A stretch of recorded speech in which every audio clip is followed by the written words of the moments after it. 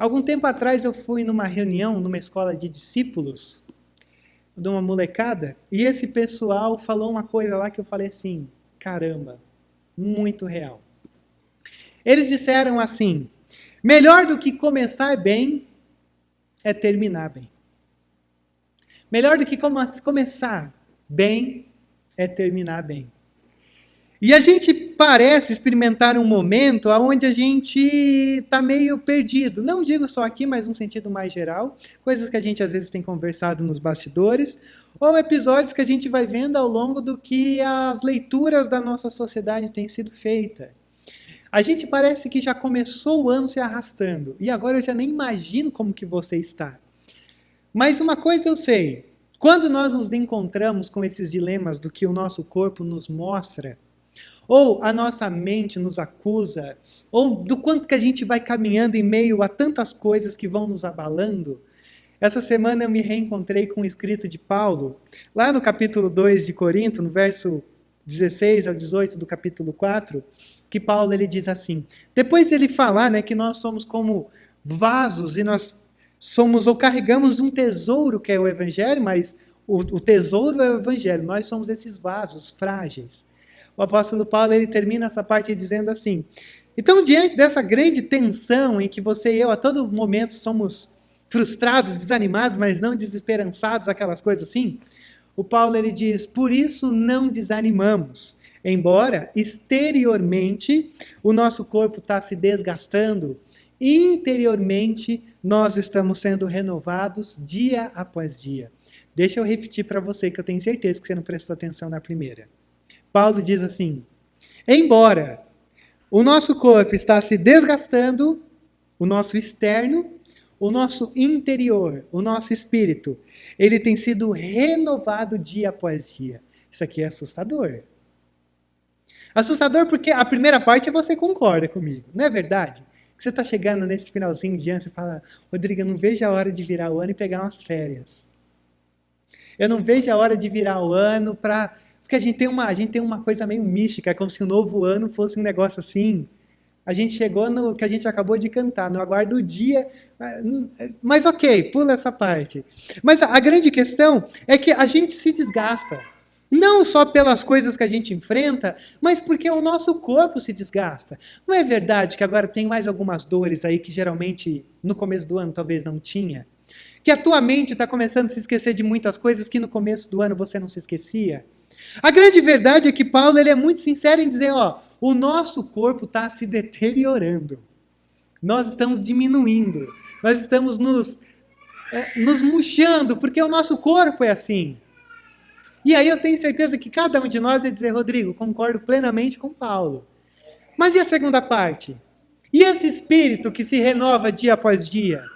Eu te pergunto, você está experimentando isso? Você está chegando nessa fase da vida, nesse episódio do teu 2022, que você fala assim, caramba, o meu corpo está massacrado, mas o meu espírito está vivo. E mais do que vivo, ele está mais maduro do que como eu entrei esse ano.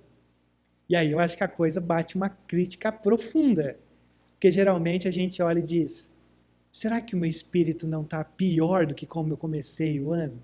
Porque essa é a nossa tendência.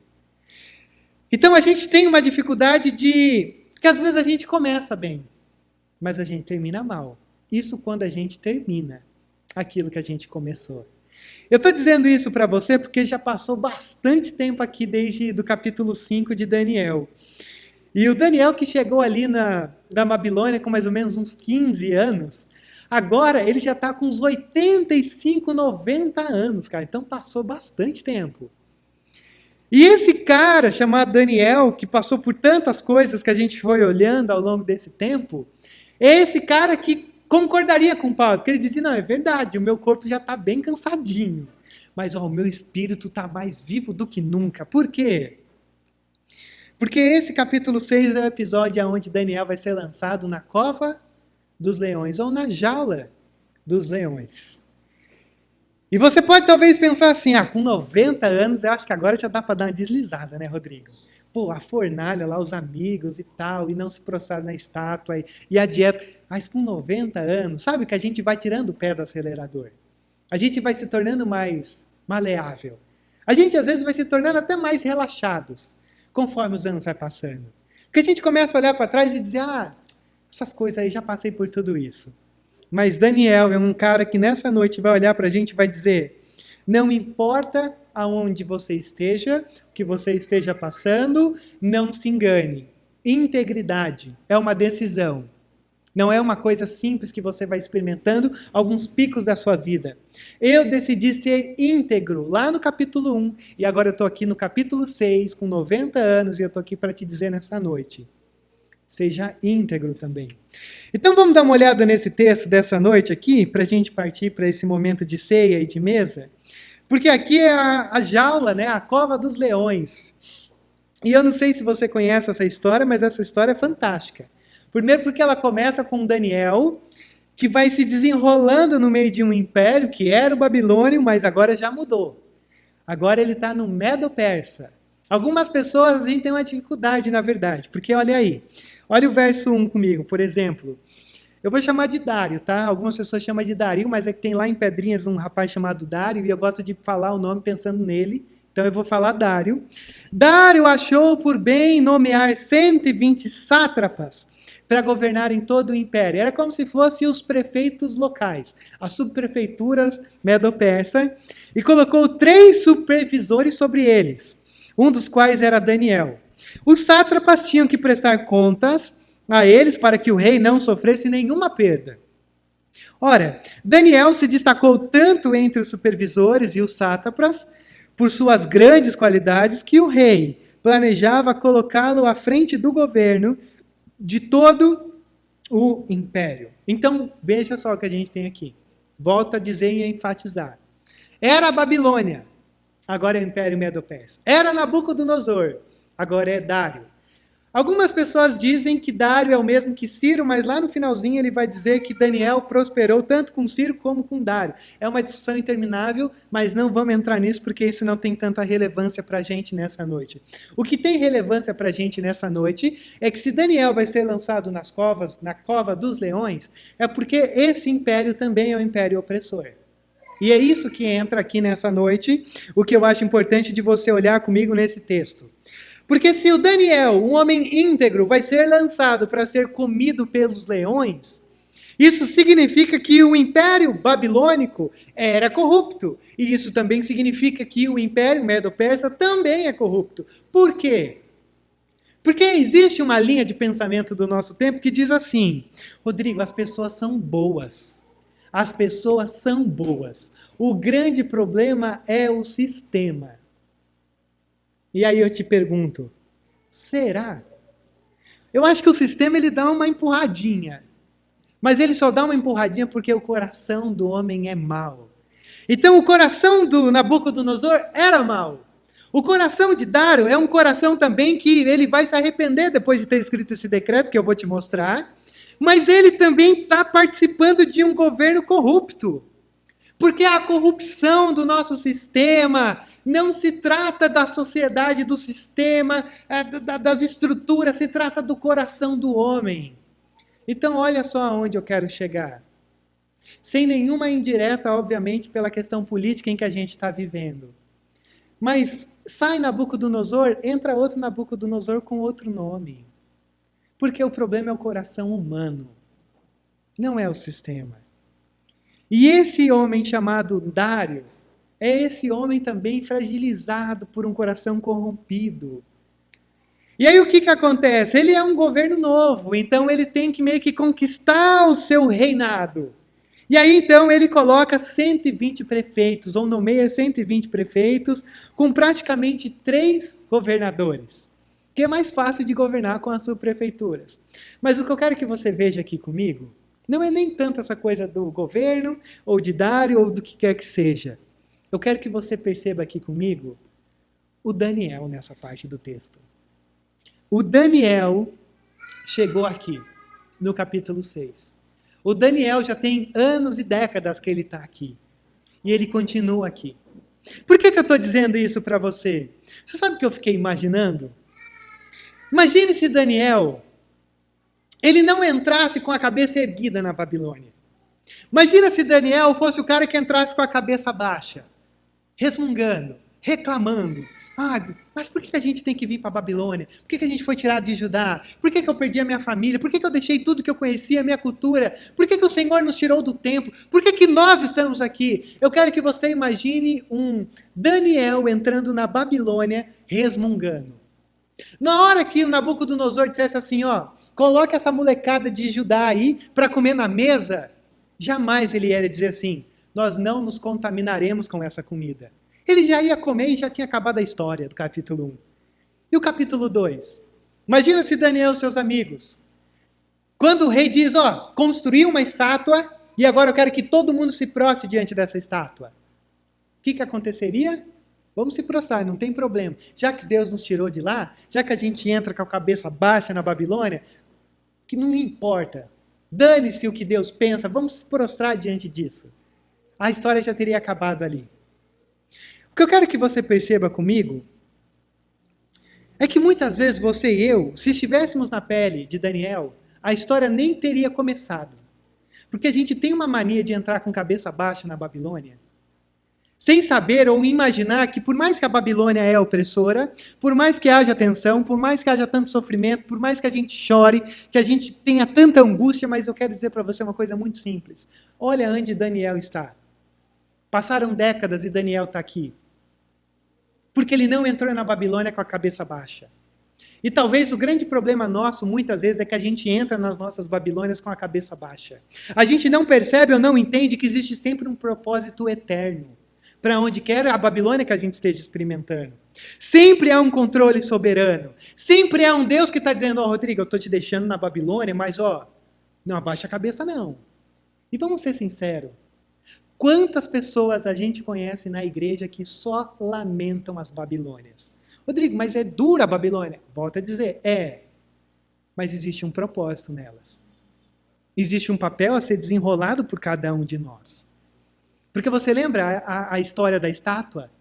A primeira peça da cabeça de ouro era a Babilônia. Agora já é o Medo-Persa, que era o peito e os braços de prata. O que isso significa? Que Deus é soberano sobre as Babilônias e sobre os impérios Medo-Persa. Isso significa o quê? Que também na nossa Babilônia particular, pessoal de cada um, o Senhor é soberano. Então para de resmungar. Para de tentar achar alguns atalhos. Comece a erguer a cabeça e falar, eu bato de frente com essa Babilônia. Ou agora, o Império Medo-Persa.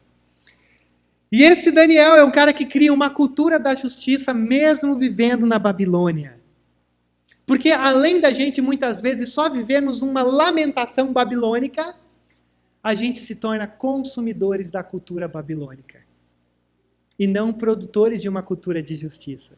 Porque se a todo momento esses jovens estão sofrendo uma pressão, é porque eles não consomem a cultura babilônica. Eles batem de frente dizendo, não negaremos os nossos valores. Quanta coisa profunda tem aqui nesse texto. Mas ao mesmo tempo, quanta coisa necessária. Porque bater de frente com a cultura babilônica não é fácil. Eu não sei se você já experimentou isso, mas às vezes, até quando você é pastor, dentro do ramo da igreja, você sofre essas coisas aqui. Porque quando você diz assim, então vamos viver a cultura do reino? Ah, meu amigo, minha amiga, não tem pastor nesse momento, só tem servo do Satanás na nossa vida. E olha só o verso 4.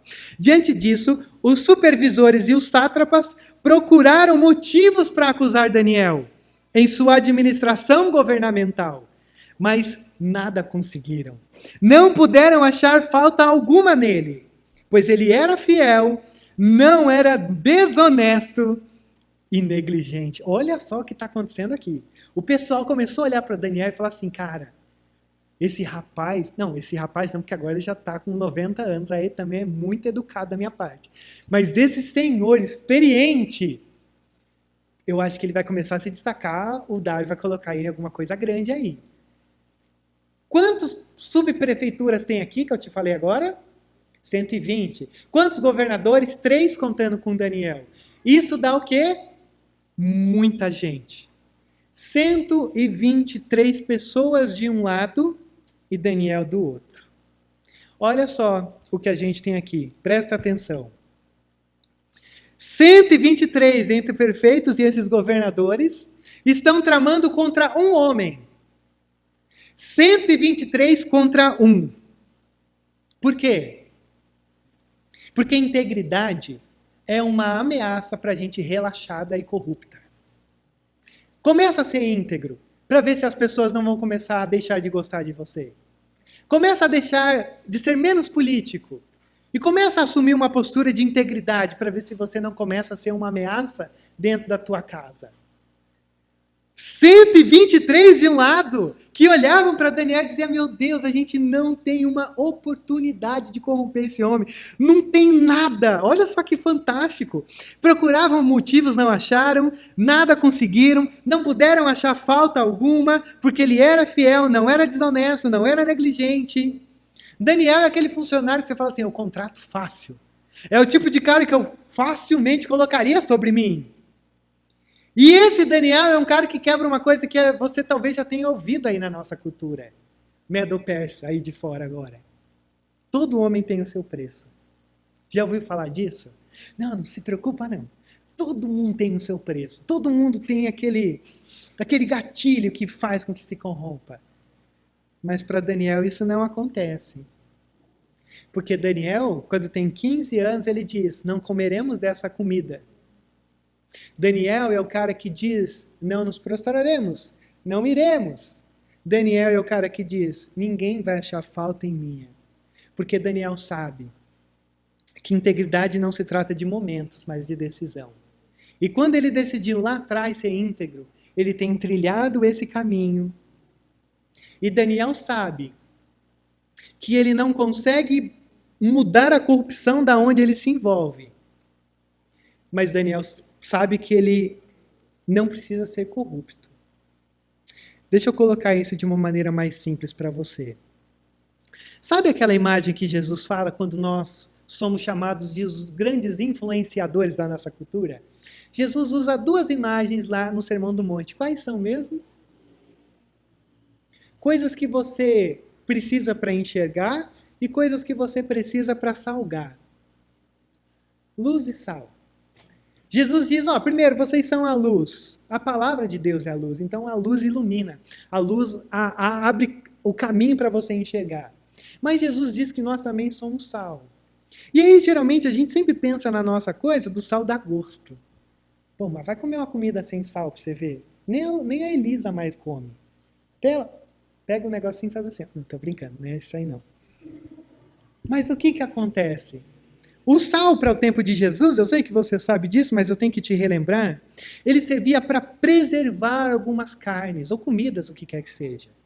O que isso significa? Quando Jesus diz assim, vocês são sal, Jesus está dizendo o seguinte, o mundo em que vocês estão vivendo, a cultura em que você está vivendo, lá no ambiente da tua família, no ambiente do teu trabalho, no ambiente da tua faculdade, em todos os teus ambientes, tudo está apodrecendo. Jesus está dizendo isso. Nós vivemos numa cultura que apodrece. E no nosso caso, a gente não consegue redimir a nossa cultura. Mas a gente consegue retardar o efeito do apodrecimento. Olha só onde eu estou chegando. Jesus está dizendo, se vocês estão vivendo numa cultura apodrecida, é porque vocês não estão cumprindo o papel de vocês, de retardar esse apodrecimento. Porque a carne é dela apodrecer, mas o sal retarda. Daniel é um cara que a todo momento está vivendo uma tensão uma atrás da outra. Por quê? Porque não é porque ele é o legal, o santo, o justo, que a cultura vai ser santa e justa. Mas ele consegue retardar. Porque ainda que 123 ou 122 homens se prostrem diante da corrupção, Daniel diz, eu não. Então consegue ver que isso começa a criar uma enxurrada de perseguição contra Daniel. E aí os caras tentam procurar e não acham, e olha só o verso 5. Finalmente esses homens disseram, jamais encontraremos algum motivo para acusar esse Daniel, a menos que seja algo relacionado com a lei do Deus dele. E assim, os supervisores e os sátrapas, de comum acordo, foram falar com o rei. Rei Dário, vive para sempre. todos os supervisores reais, os prefeitos, os sátrapas, os conselheiros, os governadores, concordam que o rei deve emitir um decreto, ordenando que todo aquele que orar a qualquer Deus ou a qualquer homem nos próximos 30 dias, exceto a ti, ó rei, seja atirado na cova dos leões. Agora, ó rei, emite o decreto e assina-o para que não seja alterado, conforme a lei dos medos e dos persas, que não pode ser revogada. E o rei Dário assinou o decreto. Esses caras chegaram e disseram, a gente só vai conseguir derrubar o Daniel se a gente mexer com o amor e a fidelidade que ele tem por esse Deus. E aí é interessantíssimo você pensar que o Dário é um rei novo dentro desse contexto e ele precisa ser um bom político. Então quem sabe se ele começa a criar uma coisa assim, ó, a partir desse momento, ó, por 30 dias, e tem uma ironia aqui, eu vou ser Deus por 30 dias. Isso só mostra o quão cômico isso aqui é. Porque o Deus verdadeiro não é Deus por 30 dias, é o Deus eterno. E aqui ele diz, ó, eu vou ser Deus por 30 dias e qualquer pedido que você possa fazer ao seu Deus, não faça, faça para mim.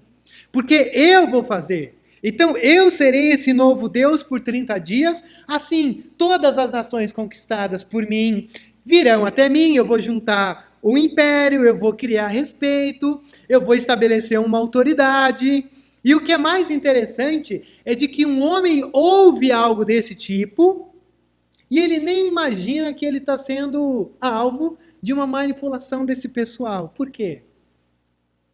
Porque a gente gosta de ser manipulado quando começa a exaltar o nosso orgulho. Quando começa a mexer com o nosso ego, a gente gosta. Ah não, só 30 dias. Podia ser mais, né? E ele nem se toca que ele está sendo manipulado. E o pior de toda essa situação, e que eu não sei se você já parou para pensar, é que se Daniel orasse, ele sofreria então a pena da cova dos leões. E se Daniel não orasse, a história do Daniel acabaria aqui. Já parou para pensar nisso? O que acontece? Orando ou não, os inimigos teriam triunfado sobre Daniel. Porque Daniel ia deixar de ser esse cara que a gente olha para esses capítulos e fala, caramba, que cara legal. E de qualquer maneira, o Daniel então olha para isso e diz, e agora? O que eu faço? É como se eu não tivesse escolha. Se eu oro, eu morro. Se eu não olho, eu perco Deus. Que encruzilhada lazarenta é essa? De você chegar numa circunstância da vida e você fala, cara, eu sempre vou sair perdendo. Qualquer uma das decisões. Mas o que o Daniel faz? Olha o verso de número 10. Quando Daniel soube que o decreto tinha sido publicado, foi para casa, para o seu quarto, no andar de cima, onde as janelas davam para Jerusalém. 3 vezes por dia ele se ajoelhava e orava, agradecendo ao seu Deus, como costumava fazer. Eu quero que você perceba uma coisa aqui comigo. A primeira coisa é que Daniel ele não se desespera. Mas o que Daniel faz? Continua fazendo o que sempre fazia. Ele orava. Irmãos, eu vou dizer uma coisa muito para vocês. Você sabe que eu sou muito sincero. E às vezes eu posso até entrar pelo cano pelas coisas que eu digo aqui em cima. Mas às vezes a gente passa por umas coisas, quando eu começo te dizendo que às vezes não é porque a gente faz parte de um sistema eclesiástico cheio de homens santos, num presbitério, que às vezes não tem tensões. E recentemente a gente tem passado por tanta tensão aí, que agora eu estou um pouco melhor, mas eu já estava enlouquecendo. Sabe o que é você ter 122 sátrapas batendo em você? E você de um lado para o outro olhando, dizendo, meu Deus do céu. E eu vou dizer para vocês uma coisa, eu tinha preparado uma resposta para dar no presbitério, depois eu vou cortar essa parte da pregação na hora de jogar no YouTube. Eu tinha preparado uma resposta que eu acho que eu ia rachar o presbitério no meio. Porque eu estava muito sangue no olho. Você ser criticado porque você faz é uma coisa que assusta e machuca. que eu seja criticado por aquilo que eu não faço, porque isso pode me ajudar muito. Mas ser criticado por aquilo que se faz é uma coisa difícil de aceitar. E quando eu olhei para o Daniel aqui, eu falei, eita, Deus, tudo aquilo que eu tinha pensado, então eu vou deixar quieto. Porque eu ia falar coisa pesada para gente que precisa ouvir. E quando eu vi o Daniel no meio dessa tensão e o que o Daniel faz, eu falei, eita Deus, por que eu fui cair bem agora no capítulo 6? Porque Daniel orou diante dos inimigos. Daniel orou diante dos adversários. Porque as circunstâncias podem até mudar, mas os absolutos de Deus não. E quando Deus trata da nossa relação com Ele, Deus fala que a oração é a maior, não gosto desse termo, arma que a gente pode usar contra os nossos inimigos. Porque é na oração que a gente entrega ao Senhor o que está diante de nós, e é na oração que a gente diz, Senhor, a minha justiça ela é falha, mas a tua justiça ela é severa. E que eles bebam até o último cálice dessa gota, dessa condenação que vem sobre eles. Essa é a minha parte. Mas Deus, não deixa passar batido, porque o Senhor conhece o meu coração. E o Daniel, diferente de você ter um Daniel dizendo assim, Deus, ó, mata esse pessoal, manda só uma coisinha. O que ele faz? Qual que é a oração dele? Eu te agradeço, Deus. Porque esses 122 sátrapas não envenenaram a alma de Daniel. E esse é o grande problema. A gente começa a ficar envenenado por aquilo que começa a surgir. E o texto então diz que Daniel ele agradece, ele abre as janelas que dava de frente para Jerusalém. Jerusalém é esse lugar que significa a casa de Deus, a morada de Deus. Então é fantástico perceber que a Babilônia ela não encheu os olhos de Daniel, nem encheu o seu coração, porque Daniel abriu uma janela para dizer, Senhor, fixe os meus olhos em ti. Olha só que coisa legal. Tá vendo essas Babilônias que você está vivendo aí? Sabe que não é algum momento você abrir uma janela para olhar o Senhor e dizer, Deus, ó, é tenso, mas o meu olhar está aqui. O meu olhar está em ti. Até porque Daniel não podia fechar a boca do leão. Mas Daniel podia orar. Mas aí eu comecei a pensar, porque você sabe que quando eu vou estudando, eu entro no texto. E eu queria ser amigo de Daniel nesse momento. Vê se você é tão do mal como eu. Se eu tivesse lá com Daniel, sabe o que eu ia dizer? Daniel, cara, chega aqui. É 30 dias só, Daniel. Rapaz, faz o seguinte, dá uma diminuída no ritmo. Não precisa orar não, tantas vezes assim. Daniel, não abre a janela não. Ora, sabe aquela oração, Daniel? Você está na fila esperando para comer e você... Deus, estou aqui para te agradecer. Faça isso. Ô, Daniel, para que você vai colocar a tua cabeça, o teu pescoço em risco, sabe? Não precisa, não. Só fica 30 dias diminuindo o ritmo. Na hora que acabar esses 30 dias, você fica tranquilo. Daniel, seja discreto. Ora lá, mas não faça toda essa coisa que você faz, não. Eu diria isso para Daniel. E é interessante porque Daniel não faz isso. Porque qualquer coisa que Daniel fizesse, não combinaria com o caráter dele. Se Daniel diminuísse o ritmo, deixasse a janela fechada, oraria ali quietinho. Não combina com Daniel. Daniel é ousado. Não tem problema nenhum deixar a janela fechada. Não tem problema nenhum orar baixinho. Mas não combina com o costume de Daniel. E o que é interessante é que Daniel não recebeu uma visita de um anjo aqui para dizer, Daniel, fique tranquilo, que eu vou fechar a boca do leão lá. Daniel estava orando como se já tivesse sujeito à morte. Eu imagino que Daniel orou a mesma coisa que os caras oraram lá no capítulo 2. Senhor, ó, nós cremos em ti, se o Senhor nos livrar da fornalha, legal, se o Senhor não nos livrar, legal também, porque o Senhor é suficiente. Eu acredito que essa é a oração de Daniel. Mas o que eu queria que você percebesse aqui comigo, e talvez o que passa muito despercebido, é que, para mim, a verdadeira cova dos leões não acontece na cova dos leões. Acontece aqui no quarto de Daniel. Porque é aqui que uma oração é ouvida. É aqui aonde a boca do leão é tampada. É aqui que ele triunfa sobre os seus inimigos e sobre as grandes tensões da vida. A gente olha para essa história e a primeira coisa que a gente fala é: o Senhor fechou a boca do leão. Mas o leão só teve a sua boca fechada porque Daniel está no quarto.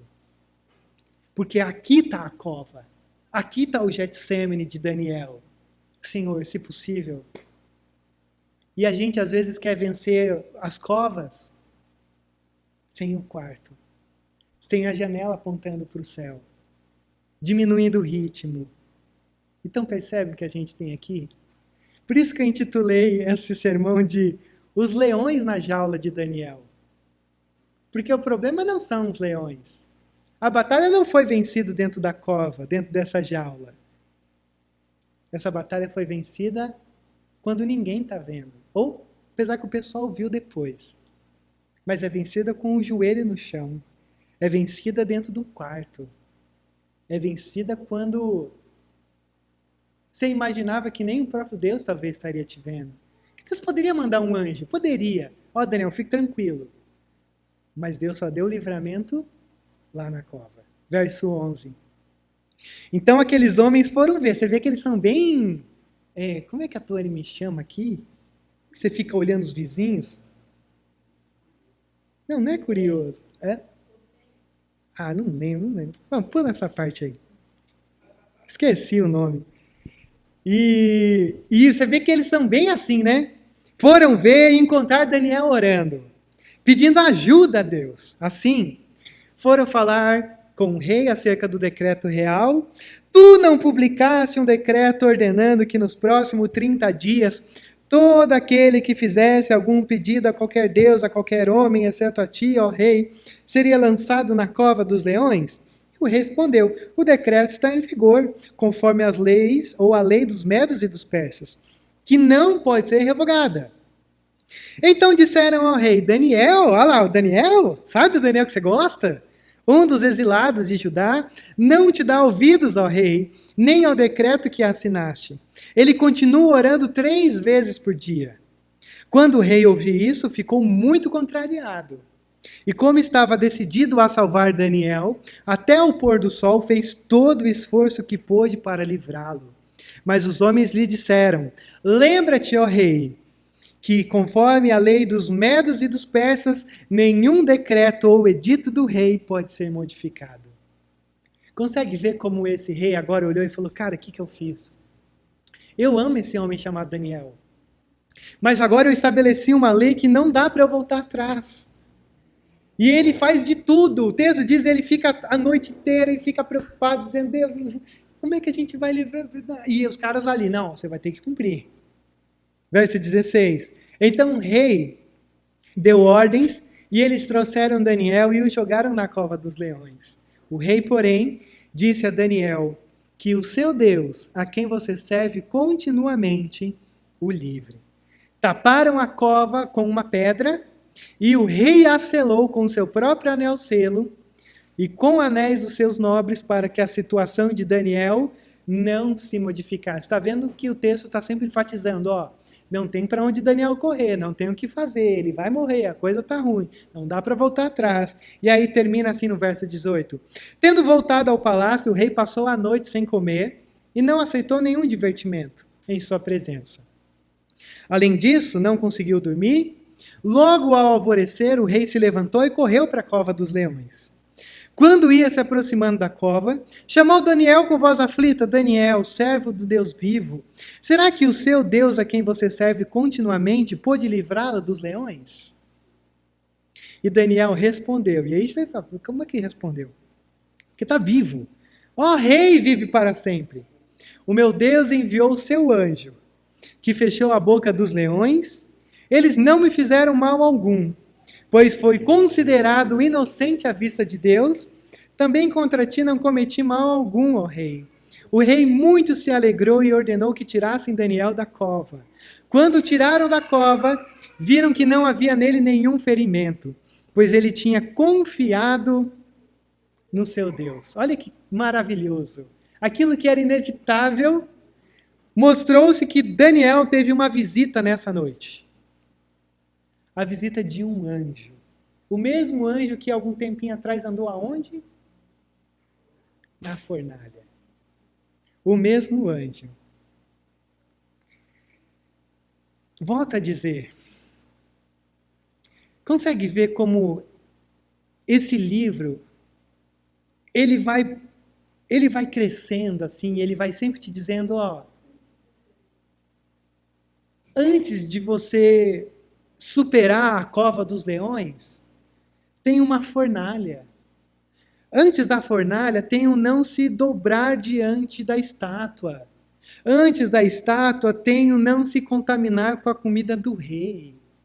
Eu olho para esse texto e eu fico pensando assim, como a história vai nos preparando, sabe? Antes da gente chegar aqui, sempre tem uma caminhada, sempre tem um Daniel que vai recusando aqui, que vai ali. E eu fiquei pensando nisso, talvez você concorde comigo, porque a gente é assim na vida para tudo. Porque assim, me parece que quanto mais a gente vai dizendo não ao pecado, mais apto de não fazer a gente fica. Mas, ao mesmo tempo, quanto mais a gente vai se liberando para o pecado, mais fácil vai sendo de se liberar para o pecado. A gente tem uma tendência, todo mundo fala isso. Quanto mais a gente trata o estar envolvidos com as coisas de Deus, quanto mais desleixado a gente for, mais fácil é de se separar de tudo isso. E o contrário é igual. Quanto mais a gente vai se apegando a Deus, mais a gente vai se apegando.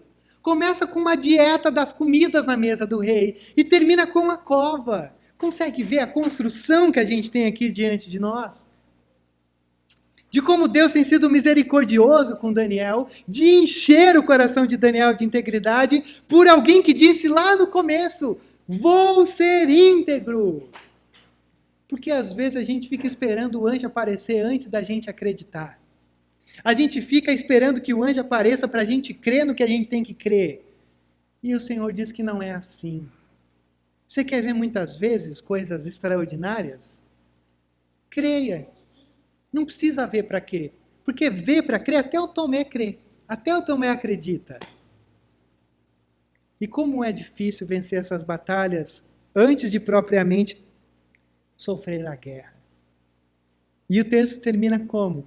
Verso 24. E por ordem do rei, os homens que tinham acusado Daniel foram atirados na cova dos leões, juntamente com as suas mulheres e os seus filhos. Ou seja, todo mundo condenado. E aí, para enfatizar mais o milagre, porque se você for cético, você vai estar aí dizendo assim, Rodrigo, eu sei porque os leões não comeram Daniel, porque estavam sem fome. Se você for cético, você vai dizer isso. Mas olha só como Daniel não deixa dúvida. E antes de chegarem ao fundo, os leões os atacaram e os despedaçaram todos os seus ossos. Os leões estavam morrendo de fome. Você imagina o quão dramático foi? Porque diz assim, todos que acusaram. 122 homens líderes com as suas famílias. Isso aqui não é uma brincadeira. Mas ao mesmo tempo isso daqui nos mostra que a cova tem uma justiça. Porque ainda que os nossos inimigos muitas vezes pareçam triunfar sobre nós, não se engane. Porque quando se tratar do julgamento eterno, não tem grande, não tem pequeno, não tem rico, não tem pobre. Todos estarão diante do santo juiz que julga com justiça. Não se engane. Quando você muitas vezes se experimentar as covas por causa dos sátrapas aí que tem pela vida, e às vezes você tem que abaixar a cabeça, não se engane. O fim deles vai chegar. E o Senhor vai passar o rodo neles. Verso 25.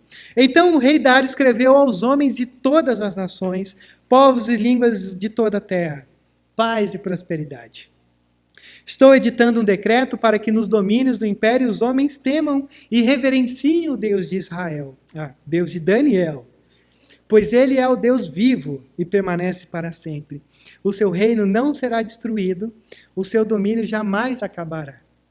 Ele livra e salva, faz sinais e maravilhas nos céus e na terra. Ele livrou Daniel do poder dos leões, e assim Daniel prosperou durante os reinados de Dário e de Ciro, o persa. Que texto! E aí eu te pergunto, por isso, não desanimamos. Embora exteriormente Daniel estava bem cansadinho, mas o seu espírito não se conformava ainda com essa cultura medo-persa. Ele ainda preferia covas do que status. E aí, mais uma vez eu te pergunto, a primeira parte está ok, o teu corpo está cansado, mas e aí? Como é que está o teu espírito nessa noite? Como é que você está chegando nesse exato momento da tua história e desse ano, desse momento que você e eu estamos vivendo agora? Você olha e você vê, você percebe o teu espírito crescendo ou renovando, que é ainda pior, porque está dizendo assim, renovo. Se existe uma palavra que talvez a gente possa dizer no final desse ano é, Senhor, nos renove. Você tem visto isso?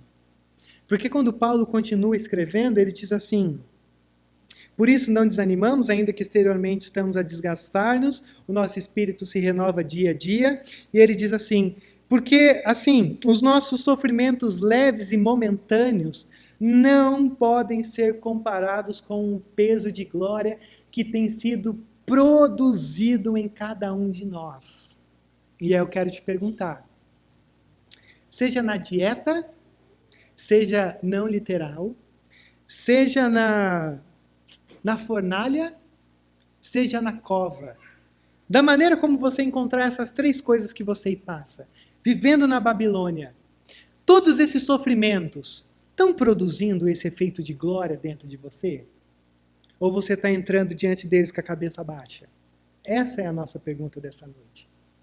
Você consegue olhar para todos esses enquadros que a gente vai olhando em Daniel e se identificando e percebendo e nos achando? Você consegue ver todas essas tensões que você está passando produzindo essa glória dentro de você? Porque se você não está vendo essa glória crescendo dentro de você, diante desse sofrimento que Paulo chama de leves e momentâneos comparado com a eternidade, é porque você está entrando na Babilônia com a cabeça baixa. E você está gastando mais tempo resmungando do que usando essas situações para crescer. Mas o Paulo continua. Depois de dizer isso, ele diz assim, fixamos os olhos não naquilo que se vê, mas no que não se vê. Porque o que se vê é transitório. E o que não se vê é eterno. Fixar os olhos naquilo que não se vê. O que você quer dizer com isso para a gente nessa noite, Rodrigo? Se você tem aqui um leão, ou alguns leões, que tiveram suas bocas fechadas, você pode ficar muito tranquilo nessa noite, porque o verdadeiro leão de Judá já morreu por você, para que você não fosse devorado pelo leão que ruge ao teu redor, procurando uma brecha. 1 Pedro, capítulo 5, verso 18, diz que Satanás nos rodeia como um leão, pronto para te atacar, e ele ruge. Mas ele é um leão derrotado. Ele é um falso leão. Porque o verdadeiro leão de Judá já venceu a morte. Já venceu Satanás. Já venceu toda a cova. Já venceu toda a fornalha. Já venceu toda a dieta. Já venceu toda a Babilônia. Já venceu todo o Império Medo-Persa. Então, por mais que a gente sofra essas tensões, elas não arrancam a nossa vitória sobre elas. Então, quando a gente olha para esse livro, esse é um livro muito bom, mas não é um livro sobre Daniel. É um livro sobre Jesus. Porque se Daniel foi perseguido, Jesus sofreu a verdadeira perseguição. A mesma multidão que diz, Hosana nas alturas, é a mesma multidão que diz, crucifica-o, queremos Barrabás e não este. Jesus foi negado, Jesus foi perseguido, Jesus foi traído. E se Daniel se enfrenta os seus anseios dentro de um quarto, Jesus experimentou o verdadeiro Getsemane. Senhor, se possível, afaste de mim esse cálice. Mas o pior de tudo foi que Daniel livrou. O Senhor livrou Daniel da boca do leão. mas ao Senhor agradou moê-lo, o seu filho, naquela cruz. Então essa é uma história sobre a gente perceber que quando a gente se encontra nesse lugar, no meio de todos esses desafios, a gente se encontra com esses textos, esse é um livro que nos fala sobre um Jesus que não apenas vence a nossa morte, mas é um Jesus que intercede por cada um de nós. Não sei se você já parou para pensar nisso, mas Jesus tem intercedido por cada um de nós, ao lado do Pai. Para que a nossa história não fosse uma história que fosse contada sobre o Rodrigo na jaula dos leões, mas os leões na cova do Rodrigo, por cada um de nós. Então, quando a gente olha para essa grande história, o grande enredo que a gente tem aqui é sobre o que o Senhor pode fazer com aqueles que se dispõem a viver para Ele. E o meu convite para você nessa noite é para você se dispor a viver por Ele. Porque nós estamos diante da mesa.